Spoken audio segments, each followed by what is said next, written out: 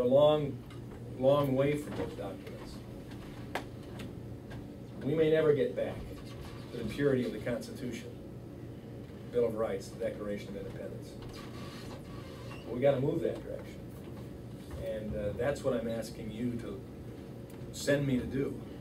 I don't use the word hire like some candidates. I'm a representative of you. I flow from you. I'm one of you. I'm not just a hired gun. And I believe that's what the framers of our system of government wanted. Citizen legislators who flowed from the people who gave them the opportunity to represent them. And on these core principles on which we stand. Now, there will always be some disagreements on that, but at least we had to debate those.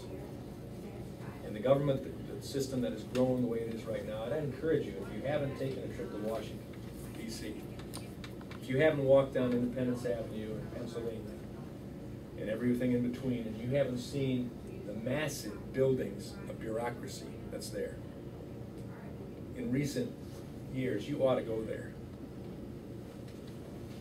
Just stop and think what Washington, Jefferson, Adams, Madison would have thought, or would think if they walked those streets today and said, what in the world happened?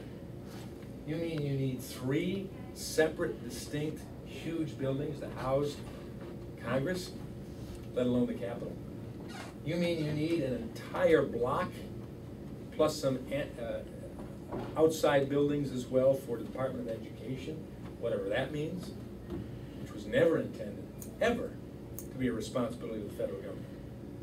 You mean you need a Department of Agriculture that has a crossover bridge over Independence Avenue with 2, 3, 4 buildings that make it up?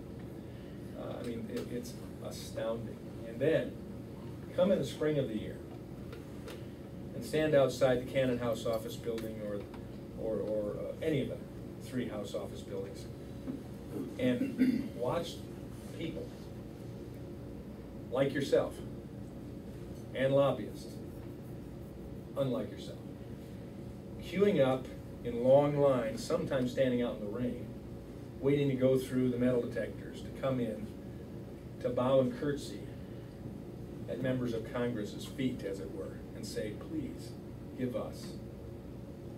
I mean, it is obscene.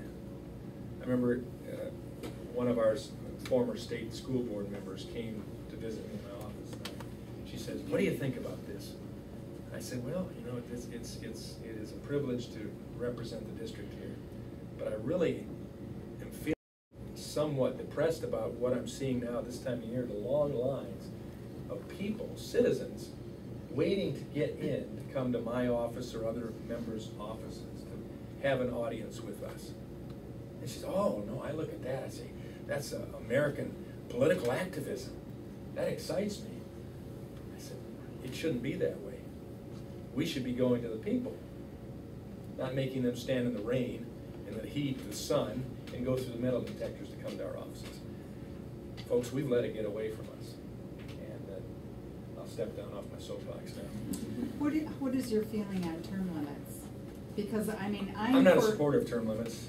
I think it's a way of the American people being lazy. I'm a supporter of part-time. You know, I pushed for a part-time legislature when I was in the State House. Didn't make many friends doing that. But I think that was the intentions, that people would not make their income, their livelihood off of being a legislator, whether it's at the state or the federal, even more so at the federal. The federal government ought to be far more limited than the state governments. The U.S. Supreme Court ought to be far more limited than the state Supreme Courts. They lose sight of everything. They lose sight of it. So, no, I'm for term limits. Could we ever get back to not term limits, part-time Congress? I don't think I'll live long enough. What's your definition of part-time? Well, I would make it as limited as possible. You know, most of the states in the union right now are part-time. There are only 10 states that are full-time states, Michigan being one of those. And if you look at those 10 full-time states, it would be in the top 10 worst economic climates too. Texas meets once every other year. Once every other year. Yeah. See, because I relate that again to business. The higher-ups lose sight of your customer. It's the people, the salesmen have a better idea of what works for the customer. The CEO of the company, I mean, and the accountants and all that, they just put in all, similar to the government, there's all these little things you have to do that. Governor Tucker of New York back in 1934 said something like this. He said, "No man's life, liberty, or property is safe while the legislature is in session."